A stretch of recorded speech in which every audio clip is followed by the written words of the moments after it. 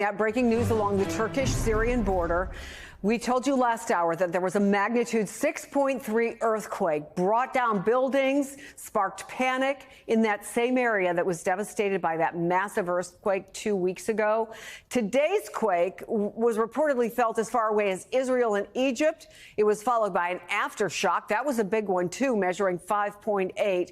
We just got new video showing people out in the streets trying to get to open areas away from buildings, along with reports of people being trapped inside buildings. Syrian media and Turkish officials are reporting several injuries, but so far we don't have any word of deaths connected to this newest earthquake. We will keep you posted.